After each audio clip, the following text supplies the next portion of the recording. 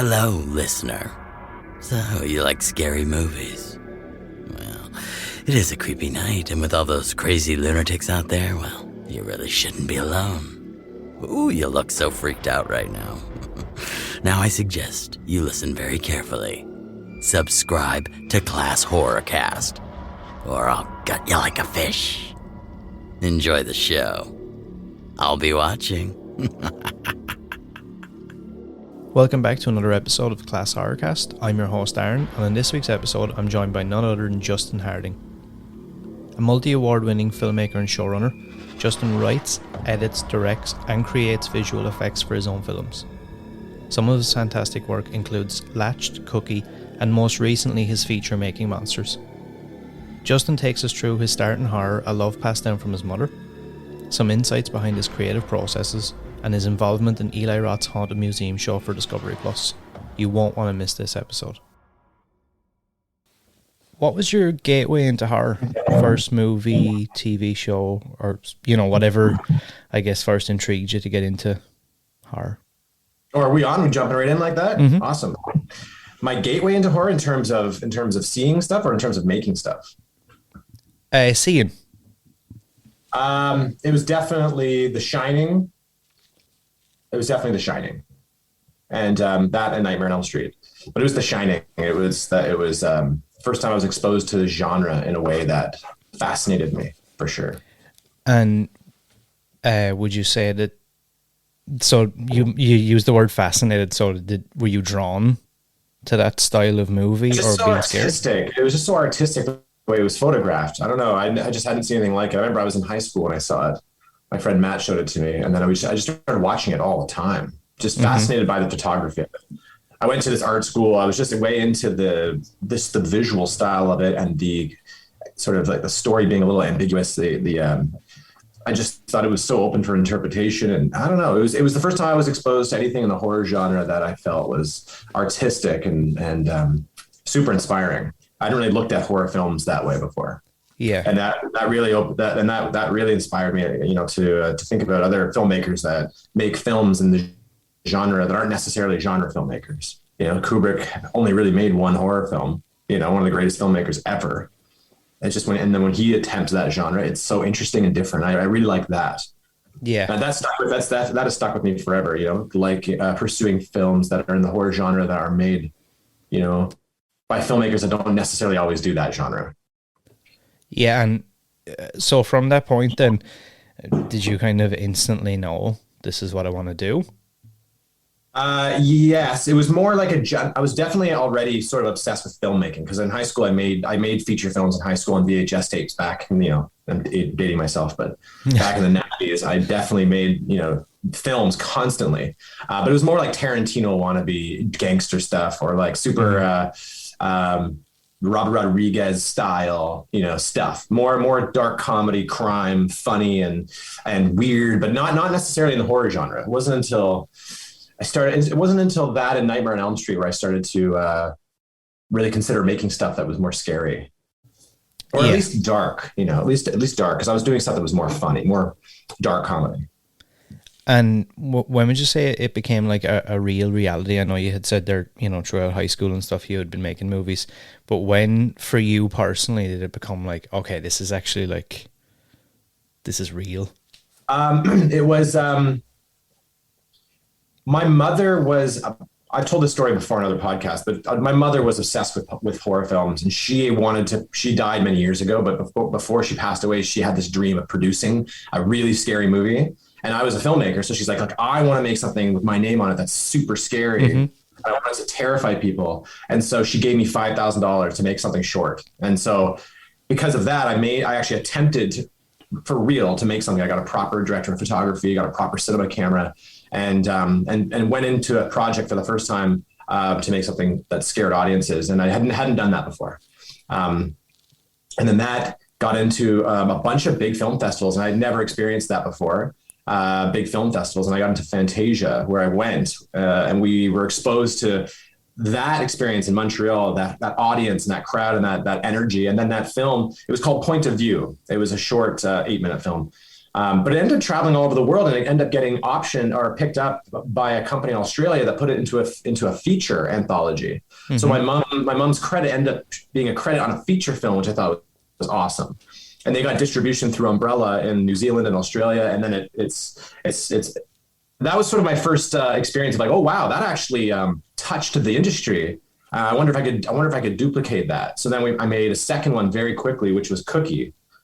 With the clown, you can see the poster. Mm-hmm. Actually, here's I got the cookie jar right here. This cookie amazing. Jar I found in this antique shop, and thought, you know what? Let me make another one really quick. So because point of view took me a long time, and then so within a 6-week window from idea to final edit, I made Kookie, another short film. That film got into South by. And we went down there, and that was a real eye-opener, going down to South by and meeting Robert Rodriguez and being invited to all the filmmaker parties. And like, you know, that was the big one, because I was like, oh my gosh, this is real. And some of the filmmakers who were in my group, they went on to like be nominated for Oscars and stuff. And I was like, wow, this genre is exciting. And then so it was really just doing these little shorts, and then each one did really well. And then I made Latched, which is behind me here. This poster with my child Bowen and my wife. We made that at my cottage in a weekend, and then I got into the Toronto International Film Festival, where I started talking to agents and getting real conversations going with Hollywood players. So I guess it was point of view and my mother's willingness to produce something super scary that drove me in. And it's I don't mean this to sound offensive, but it's crazy to look at your. So you come out with point of view, which I thought was extremely interesting, super well shot. It's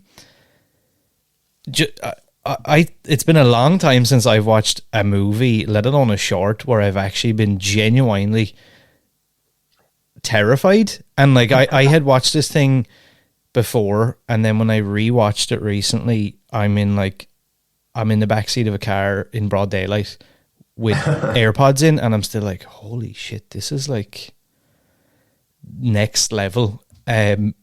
Was there ever a consideration to flesh out that story or that idea into its own feature?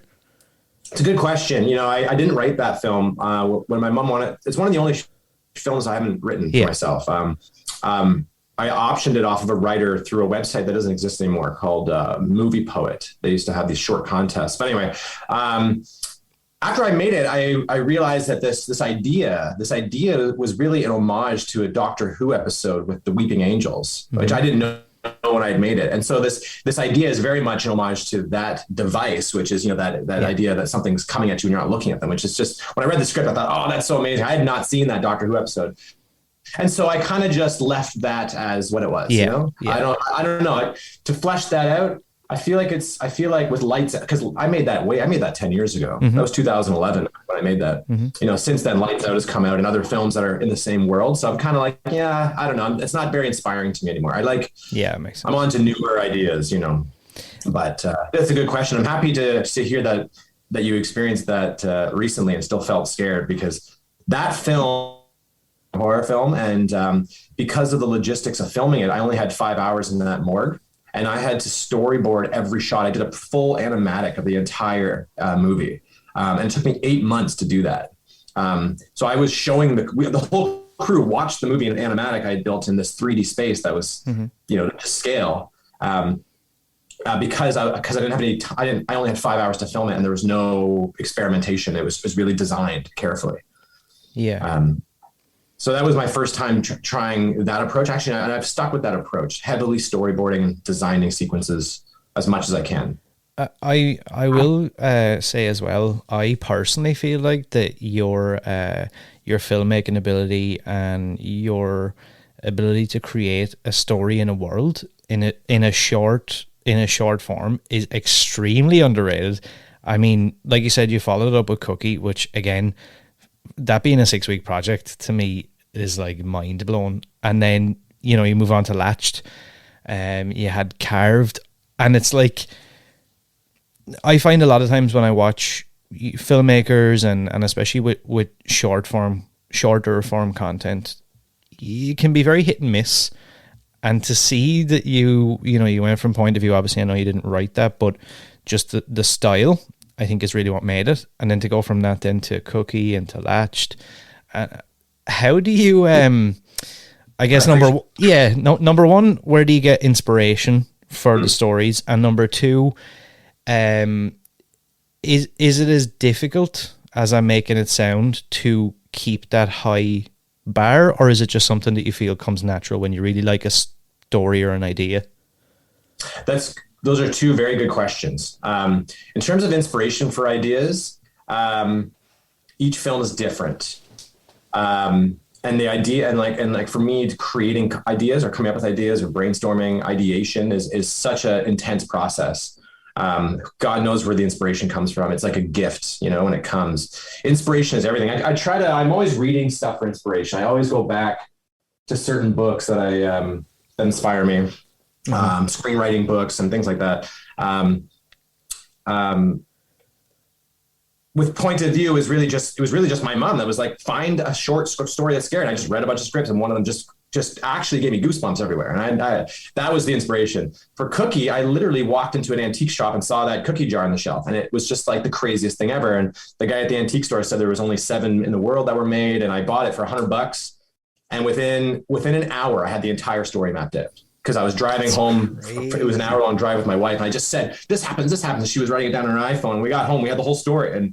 And then we shot at my sister's house in one day. And then that was it. It was just the actual prop, the item inspired me because I'd never seen a clown-faced cookie jar. Like, who would make such an evil thing? It's so different from other scary clowns. I just thought it's great. What a device, the genie in the bottle.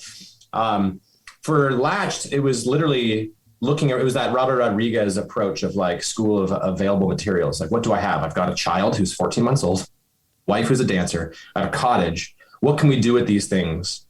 And the ferry, I read this story about a ferry that was discovered in Mexico, this corpse ferry, which was obviously a hoax. Mm-hmm. But that story inspired me. I was like, oh my God, can you imagine finding that? And then the ideas just start going crazy. I don't know. So it just inspiration comes from life. I don't know, just from being around, looking around you.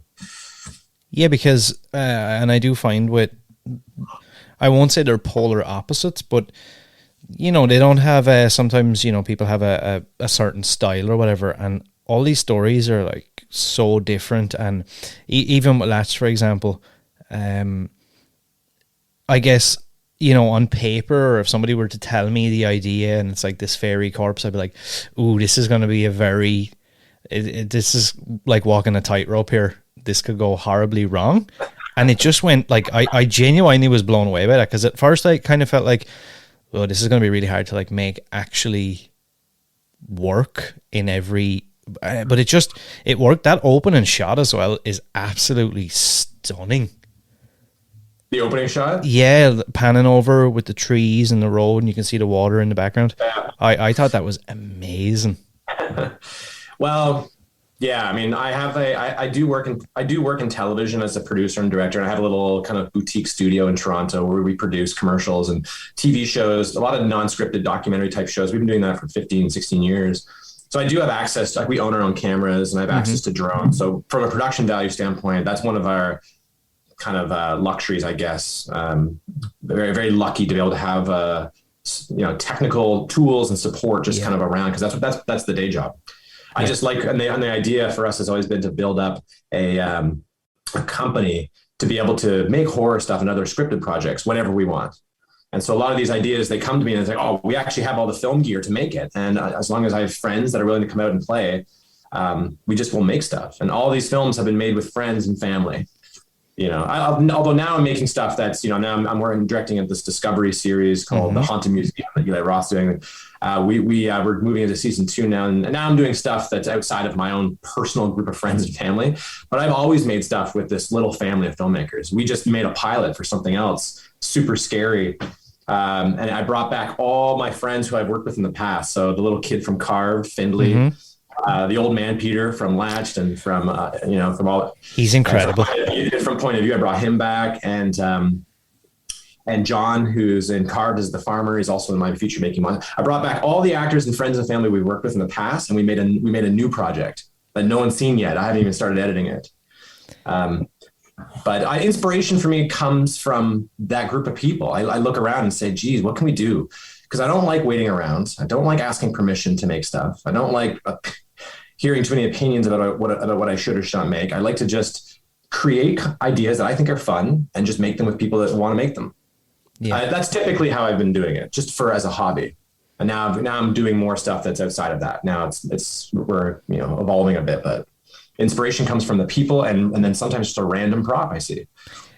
Would you say it sounds like you have a pretty strong support system. Mm-hmm. Was it always that way? I find a lot of times when people are going to come on the podcast and whatever, I get a lot of questions revolving around, advice for filmmakers, advice for this, advice for that. And a lot of times a lot of people seem to ask, there may be not technical questions, as regards how to shoot a movie or X, Y, and Z. A lot of it seems to revolve around, maybe my parents don't think, or my friends think that this is just not a career and this is a stupid decision, or I shouldn't do this. Who cares what your parents or friends think? You should never care about that. Those are the first people that are going to discourage you. I don't know. I honestly, like, any advice I would ever give is just advice from Rod Rodriguez and Mark Duplass. Which is, just use what you have around you. It's just all around you. Everything you have can be used. And if you approach it that way, then you're not really burning anyone's money. You're not taking any risk. So that way you can take a creative risk, and there's no harm in failure there because you're not risking anything. So it's okay. You should make a bunch of stuff that fails, and then eventually it won't suck anymore.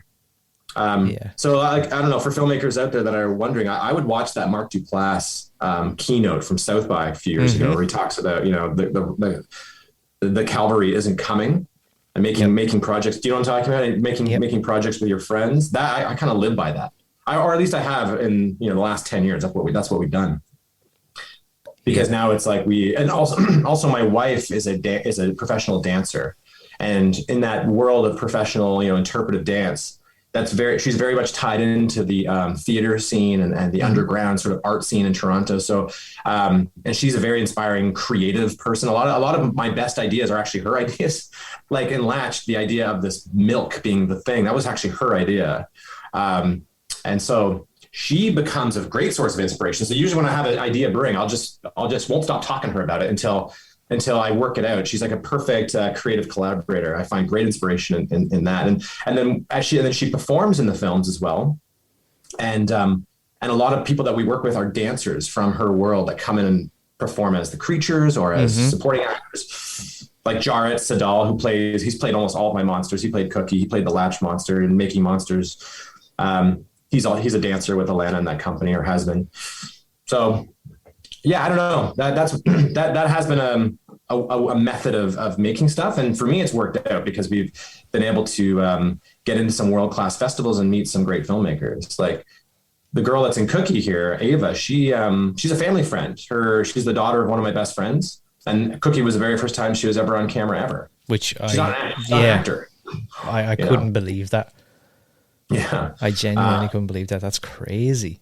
She's just a friend. She's like a family member. She's like a cousin of mine in ways, and we spend Christmases together, and she's just this great personality and this hyper talented person who doesn't even know she's hyper talented. And then so I just made that with her as a way to just try it out, and then she ended up being amazing. And then we've made a couple movies since. She's been in 3 movies now. Do you think that, I don't want to call it an excuse, but that I guess pushback where people say, I've only got my iPhone, I don't have all this cool gear, I don't have this, I don't have that. Do you think that holds up, or should you, like you said, everything around you can be used? Do you just have to, let's say it's horror you want to make, do you just, I guess, shorten the goalposts and say, okay, I've got to go for something in this format? Yeah, that excuse that is a good excuse, like maybe in the 90s, the 2000s. Yeah. Today there is no excuse. There isn't. I mean, even like I just bought a Blackmagic Cinema pocket camera. It's very cheap. I mean, I know for some younger kids and students, it's very hard to get any money put together. But you can find stuff out there. You can buy stuff cheap, and you can use your phones. With horror, it's really all about the technique of suspense, and you don't need you need great suspense. You need like a great kind of creature or a great scary device. You don't need necessarily a great, famous actor. Yeah. You need a great monster design or something, or just it's all in the technique. It's all in those old school, Hitchcock style techniques where you're just telling a story and you're just visualizing the story, and that can be done with any film tools. A phone is a totally viable tool, especially with iPhone 13. I mean, it's crazy. You get your hands on one of those, but it's more effort should be put into the audio side of it, and capturing good, clean sound. That'll make everything look and feel bigger. But yeah, I know. I think that could be an excuse. That might be a valid excuse for some people who can't, find access to any cameras, and that's fair. If that's the case, then you need to write scripts, because one day you will have access to a cell phone, and then you'll have scripts sitting around ready to go.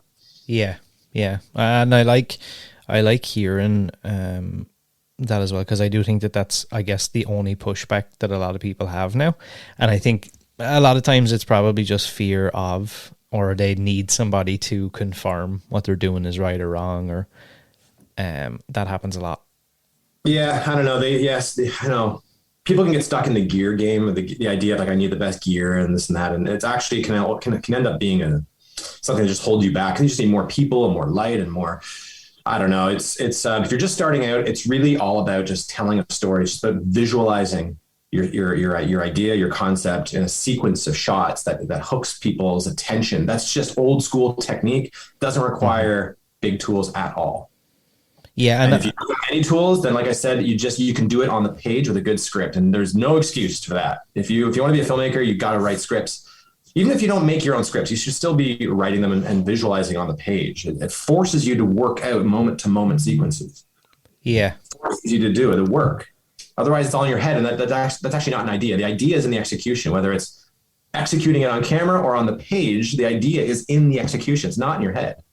You just think it is. Yeah, that makes sense. And it's funny to hear you say that now. It's kind of like a light bulb moment, and I've never actually thought about it that way, but I kind of used to be that person with not necessarily that, but I would pick up a new hobby and I would have to have every version of every piece of gear or whatever it was. But then I found myself never actually liking or sticking with any one thing. I would always kind of, I never played soccer, but for example, I would, let's say, join a soccer team and I would have to have the best boots and the best gear and the best this and best that. And then I would never kick a football. Yeah. And I see what you mean about people can get caught in that loop of like the motion of doing something, but never actually executing on anything. Well, there's real work. There's real mental Olympics in working out an idea, especially if it's a good idea, and especially if it's going to work. It's a mental game. And you can I don't know, you can make up your own excuses or like distractions and build up. It's all that is a subconscious block. It's like you don't want to do the actual work. It just requires mental focus to get an idea down. And I'm just talking about script writing at this point. Mm-hmm. And once you move into the filmmaking part of it, that's a whole other thing. But it's really all the script. The script is everything. And if you're not a writer and you're a director and you're not a writer, that's fine too. That's totally great. You just have to find those scripts, and then if you're a director, then you have to find a cell phone or something at a bare minimum. You have to find something that can record video and just take someone else's script and make it. That's what people do who are directors. They just do it. There is no excuses. Yeah. And it seems it's as simple and as difficult as that when you're stuck in that weird loop. Anybody who's listening to this who to a cell phone, message me on Instagram. I'll send you a cell phone. There's no excuse. Yeah, that's true. So recently you had made your first, I guess, feature, Making Monsters. Again, another one that you wrote and directed. Where did the initial concept for that movie? It's funny, right? Because I'm going to say it's a very original idea and it's very out there, but it's also, I felt like, super grounded in reality in a way. Because I mean, especially in modern day, I sometimes feel like the whole, I guess, online persona, social media aspect of it is like not too far from where we're at right now. Yeah. The idea for that, I always just like the idea. Well, I had an idea for years just about a couple that had a YouTube prank channel scaring each other. I mean, now it feels like an outdated idea because I had this idea years and years ago. when people were starting to really take off on YouTube and find careers, finding subscriptions and audiences and platforms on YouTube. I'm a television producer. I've been working in television for a long time, and watching YouTube creators rise up has been like a source of fear in the industry of TV. You could feel that, and it's always been like a subconscious fear of like, oh wow, this is like my industry's changing. And like these people are doing anything for views. And I saw one video of a family that was doing pranks with their kids that were super dangerous. I remember thinking like, wow, that is just evil. And so I don't know. I always like the idea of a couple that made their money that way. That's how they made a living.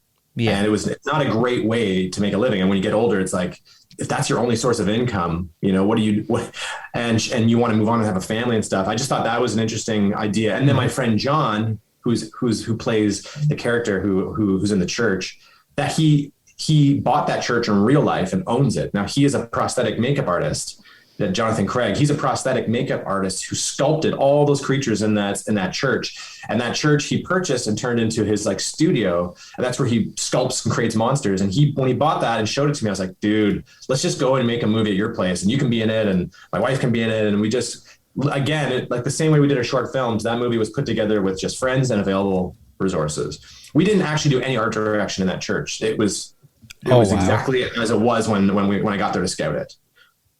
And is he an actor, or is this something that he is now? Back then, no. I actually met John when he was a camera operator. Well, I have a great photo of us like 10 years ago when we first met. We worked on a TV show, like a cops type show down in the States. And he was a camera operator, and we had to live and work with the police for weeks and weeks and weeks. And we just lived in this hotel, and we both realized that we're horror film fans and filmmakers. He was more on the prosthetic makeup side of it. I was in the directing side of it. We just said, hey, one day we got to make movies together. And then I put him in Making Monsters. That was the first time he had really been in a film. That was his first time acting. So I don't want to give too much away, but there's a certain point towards the end of the movie, and I found him fascinating. Now to hear that he hadn't really done anything at that point, and I remember taking note on my phone as well as I was watching. I was like, I need to put this down just so I can remember it. He reminds me of a cross between is it Nick Swardson from all the Adam Sandler movies? Yeah. a cross between him and Rick Hoffman from Suits. He was in Hostel. He played the American lunatic guy.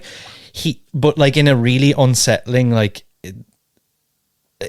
I don't know how to explain it, but his character was like really bizarre and out there, but also kind of believable. I was like, you know what? I could kind of see this. Yeah, he's in real life, he is one of my best friends in the world. He is such a genuine person, and he's a real artist. He's a real talented sculptor and makeup artist. His father's a famous painter, so is his sister, and he's a hyper creative person that I consider him like a filmmaking brother, and that's why we made that movie. It was really John being the inspiration with that church, and I had this idea of this YouTube couple and just kind of merge the ideas together to make it. And the idea of this, what actually happens in that movie, the whole idea of the dark web stuff, that stuff I just researched, and that there is actual like rooms like that, red rooms are called. I went down this rabbit hole of research and was shocked to discover like the real life, the reality of some red room cases on the dark web are more disturbing than anything that we could create in a horror film. Yeah. And it just, all those are the 3 points of inspiration. I think it was really like this idea of a YouTube couple, John being this makeup artist who owns this church, let's just shoot there. And then this red room discovery of the dark web. And then it was just like, hey, let's just go make it independently. My company got together and we got our own gear and stuff and went and got our friends together and went and made it in 2 weeks. That's great. Did you find it hard to tie those 3 inspirations together, or did it, like you said, just kind of come together naturally?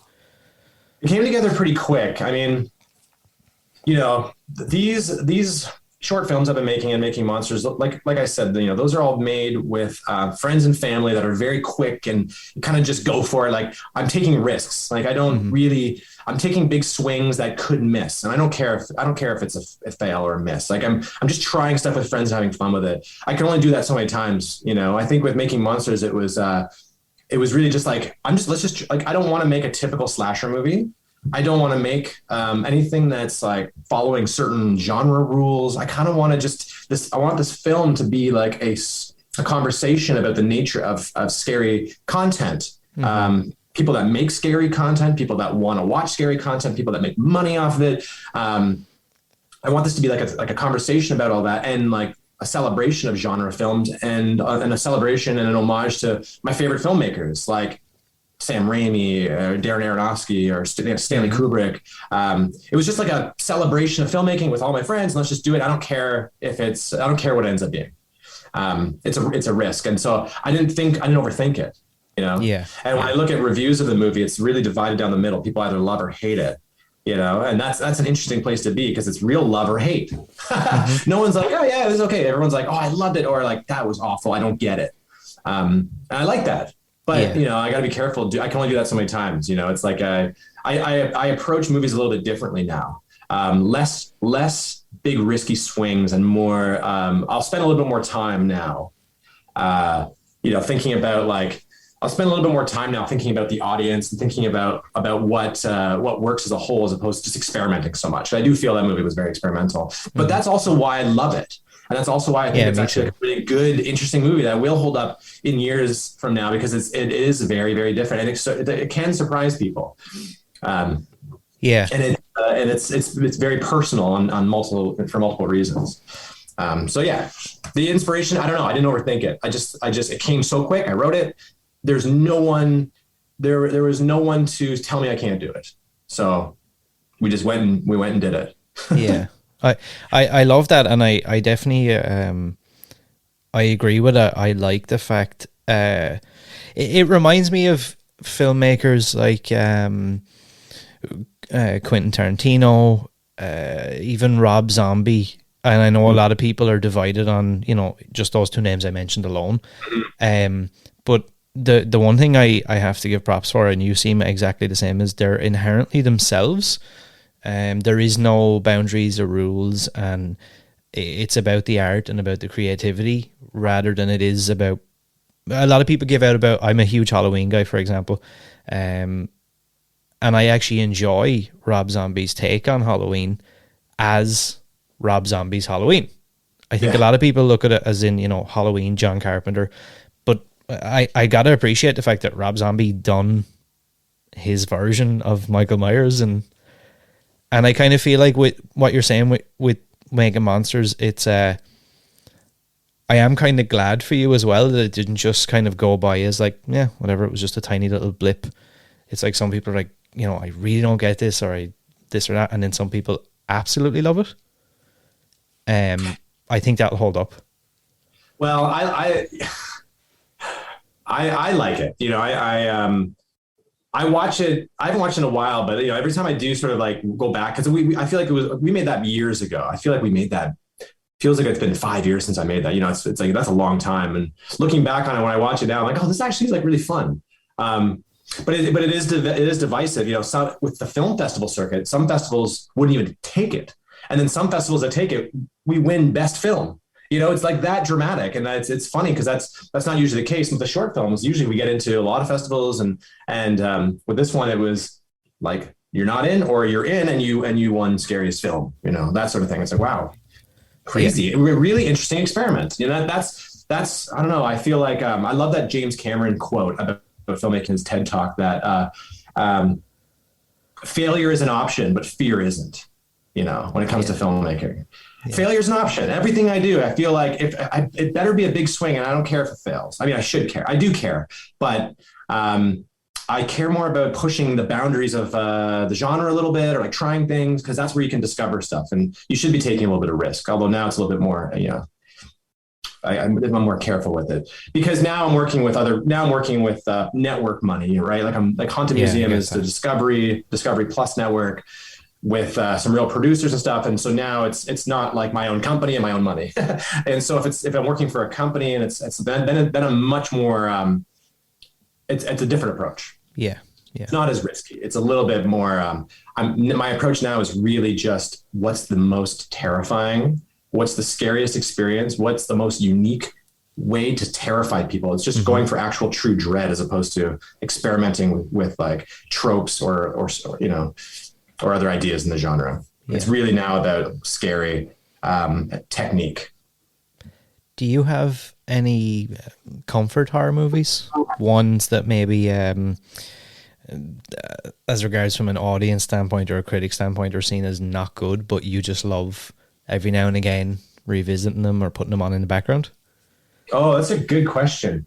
Never thought about that. That aren't good. I mean, to you, I guess, like I have lots of movies that I feel that are like that are not, I guess, publicly revered. Everybody thinks they're trash, but I just like to. Yeah, I do. Or they can even be good movies. I mean, but is there... I go back to Hereditary. Lately, I've been looking at Hereditary a lot. I think it's just a masterpiece. I really do. I think there's a mean-spirited nature to it that changed the way I look at movies, where now it's like, oh, wow, we can do different things now that are darker. I thought that movie... I go back to that, and I always go back to Requiem for a Dream. I don't know why. I think that movie is truly horrifying to me. I remember when I watched it for the first time, it like really impacted me. I felt like violated by it. That's what it was. I felt the experience of it violated me. And I go back to that because it's all in the filmmaking. And usually if I'm starting a new project, there'll be a rough idea of a story or a character in mind, and then I'll think of films that have inspired me, and I'll go back and I'll read the scripts of that movie, and I'll watch the movie, and I'll immerse myself in the world, and that I constantly going back to Requiem for a Dream when I do that. And Hereditary is a more recent version, and then The Shining always. It's funny that you mentioned Hereditary because I actually have two notes here. I had written down a couple of different scenes. And I'm not sure exactly why, but instantly Hereditary popped into my mind, and some of the visuals and just how unsettling I felt watching that. The scene with the milk spilling onto the corpse in Latched, in Carved, when the kid is going crazy over picking the pumpkin, and those weird visuals of the family's reaction instantly reminded me of Hereditary and gave me a kind of a feeling where it was like this bizarre kind of dream state. I was like, what am I even... For some reason, that's making me uncomfortable looking at them while he's screaming. Yeah. I think I did those before Hereditary came out. But Hereditary, I mean, more in terms of they had a special screening in Toronto at the TIFF Lightbox Theater, and Ari was there, and he did a talk, and he was saying that Hereditary isn't a horror film. It's a family drama. He wasn't trying to make a horror film. And it speaks again to what I've always been saying. I love these films from filmmakers that are like not traditional horror filmmakers, like, because I can relate, because I grew up making comedies and stuff, and I make TV shows. I have a travel show on Netflix. Like, I didn't grow up obsessed with 80s horror. Like I feel like a lot of filmmakers have. I didn't really have that experience. It was really just The Shining and Nightmare on Elm Street. And then as I got older, it was just really more dark films, Fincher type stuff like Seven that I was really inspired by. Yeah. So when I go, and now as a genre filmmaker, when I go to make a film, I'm not really referencing too many genre favorites. Yeah. I try to stay away from that. I'm always thinking about how to do it differently, as opposed to just paying homage to techniques that have been done to death. I just try to always think really differently. And I don't know, Hereditary was just like, it was right in that zone because of the mean-spirited nature. There's no happy ending. That is a film about a sacrificed family. They just get sacrificed. It's just truly evil. That's what it was. That there's a true evil kind of spirit to it, that felt like you're watching something you shouldn't be watching. And it's like, oh man, I love that. that level of darkness is really inspiring to me. I really like that because my inspirations are, as a child growing up, it was really more like Beetlejuice and Ghostbusters and like really fun stuff that was in the ghosty world. It wasn't such hardcore horror. So the stuff that I personally love, I really love like fun horror like that. As a child, Gremlins and Edward Scissorhands, that sort of stuff. There's that sort of inspiration for me, but then there's the evil, hereditary stuff, or like I don't know. The Exorcist, stuff that's so scary that I can barely watch it because I get scared watching horror films. So when I try to make them, it's in those two worlds. It's like Carved, where it's kind of like fun, it's a big monster and it's a little bit more PG, or it's evil, actually going for a mean-spirited approach. Those are my two lanes I like to play in. And then with the Haunted Museum for Discovery Plus, it's definitely in the evil side lane because that's been the mandate from Eli Roth, and from that they really want these to be scary for real, not fun in terms of like tone, quirkiness. They want to go for genuine fright. So I do like I play in those two lanes simultaneously. Yeah, I could see that. Carved had a real Halloween kind of vibe from it, and instantly I was like, in my head then I was like, wow, these shorts are like one after another of like top quality shorts. Have you ever considered maybe putting together some kind of anthology thing? Yeah, I'm very busy and it's hard to do all the things you want to do, but my manager actually had a great idea for an anthology that I love. I just, it's just you can't do it all, Yeah. Can't do it all. I have a very busy kind of production company, and there's so many other film projects that are in development that it's like, and also I've like Point of View is already in an anthology with A Night of Horror out of Australia, and then I've sold my short films to Alter, which is the online YouTube channel from I guess it's part of Gunpowder and Sky and Warner Brothers. So all my stuff's out there for people to watch. To put it all into an anthology, maybe one day. Sounds like a workflow nightmare going through all my old hard drives, put it all together. But there is a good idea on the table for my manager that I think is great. That actually brings back all of the monsters from all the films in the wraparound sequence in a way that's very creative. Maybe one day. Yeah, because that was something I was going to ask. I had seen online some people talked about the fact that do all your short movies all live in the same universe, and it was kind of a back and forth. Yeah, it's a good idea. It's a bit tricky though, because Carved is owned by 20th Century Studios. Okay, yeah. 20th Digital, which is a part of 20th Century.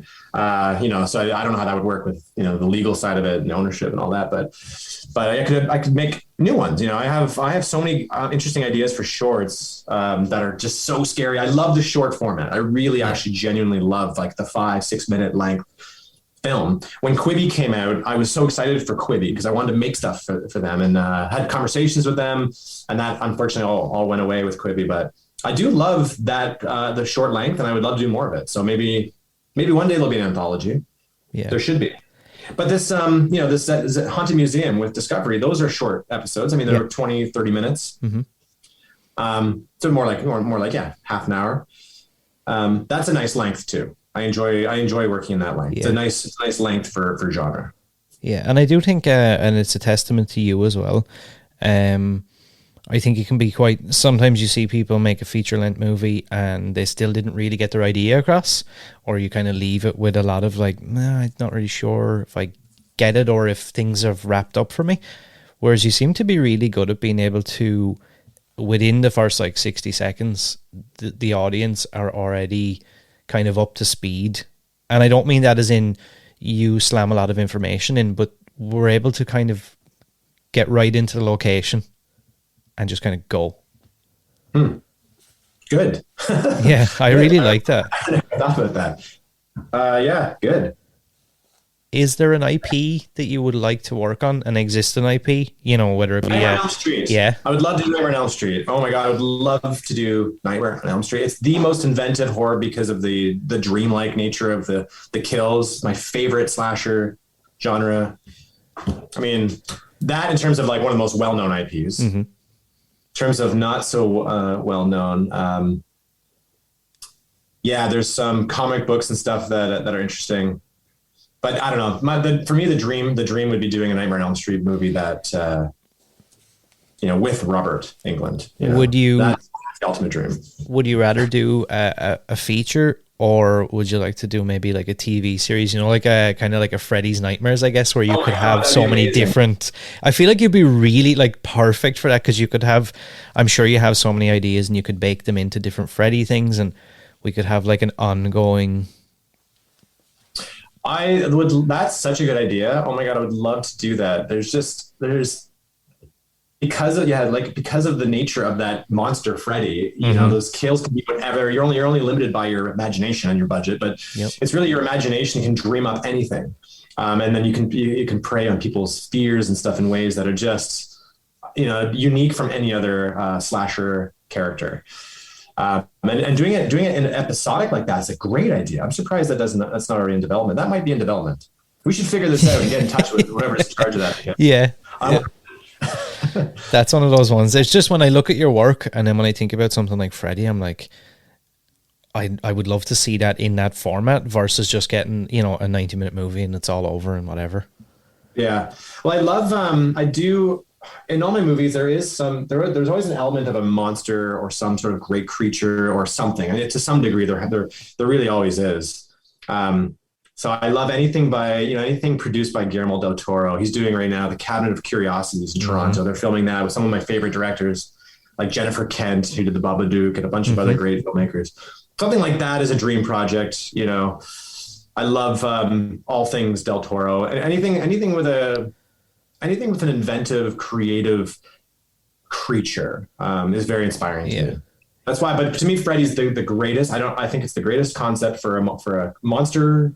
For a horror idea, I don't know how to top that. Yeah, I'm looking up here because I've got a Freddy doll that sits over, me, reminding me to stay inventive with this stuff. But that's the number one. That's the number one creature for me. Okay, so final few things before I let you go, because I know you're a super busy guy.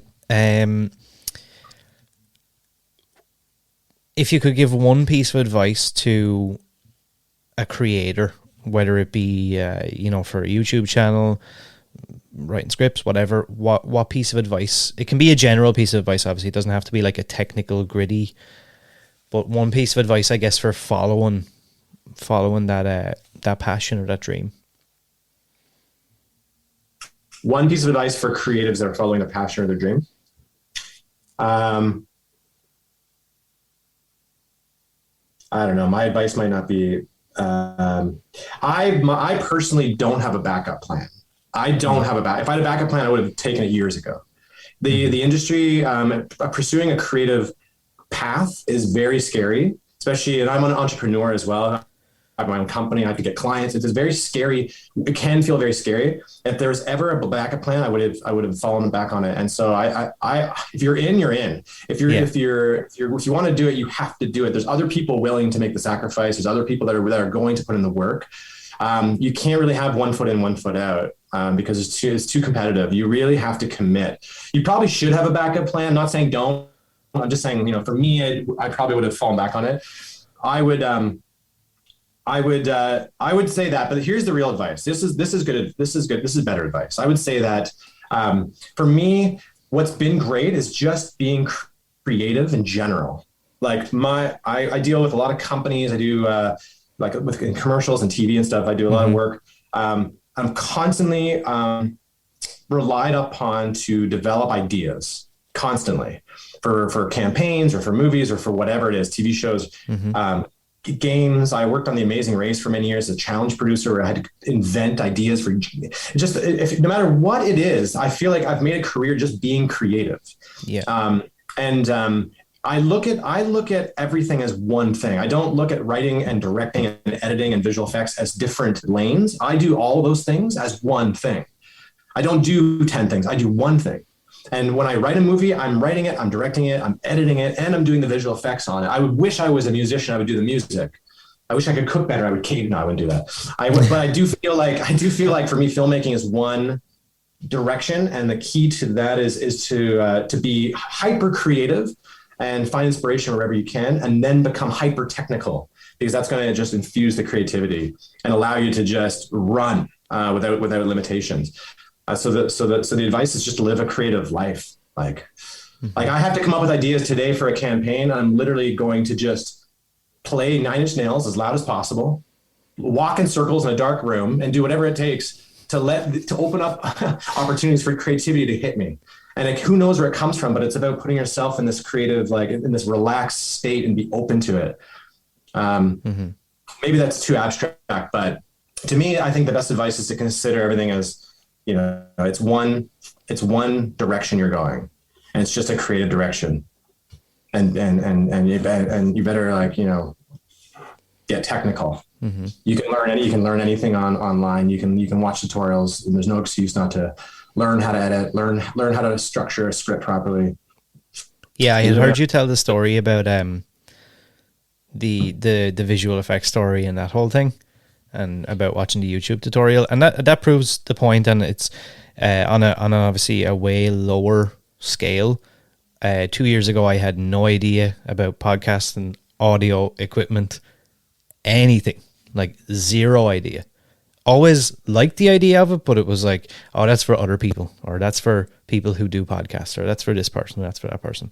So I definitely do agree with that. So right now you have 2 episodes of The Haunted Museum coming out. It's the Demon Under the Stairs episode and the Dollhouse of the Damned. What else have you got coming up soon or in the future that people can look forward to? Yeah, so the Demon Under the Stairs episode starts to air tomorrow. Yep. No, not tomorrow. Sorry, Saturday.